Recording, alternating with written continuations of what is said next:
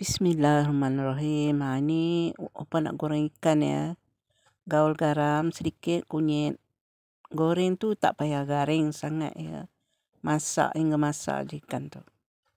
Opa nak masak tauco, masakan orang lama ya. 1 biji bawang besar hiris untuk tumis. 3 biji bawang putih. 2 inci ataupun 3 inci halia potong memanjang ya. Ini bawang besar 2 biji belah 4. Air asam jawa, tauco ya. Ada cili besar merah hijau. Dibuang biji belah. Guna sedikit je minyak lebih goreng ikan tadi ya. Tumis bahan tumis tu bawang putih, bawang besar halia. Tumis tak perlu hingga garing ya. Hanya layu saja.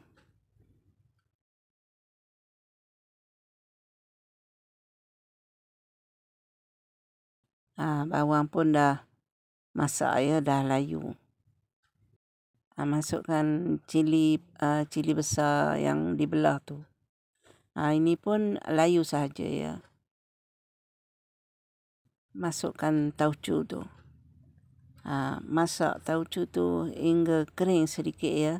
Tapi api jangan kuat sangat ya. Masukkan air asam jawa tu. Bawang besar yang dibelah 4 tu ya.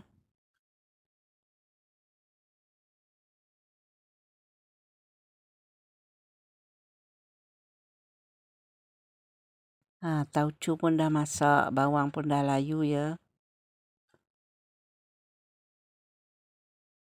Letak gula.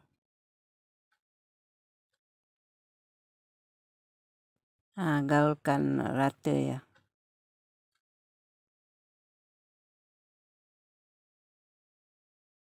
Letak air untuk kuah.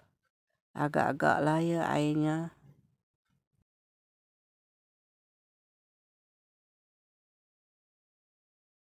Tunggu mendidih.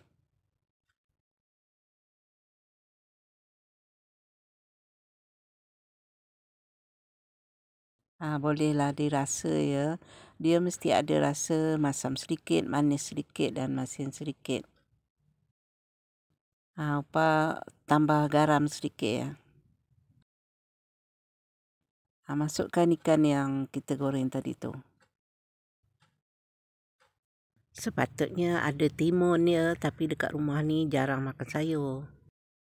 Gaulkan rata, biar kuah tu terserap dengan ikan tu ya. Assalamualaikum warahmatullahi wabarakatuh. Jumpa lagi di lain video. Selamat mencuba.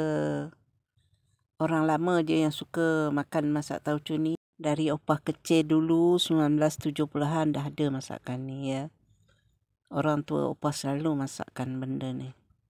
Kalau suka makanlah dengan sambal belacan. Kalau tak suka tak payahlah.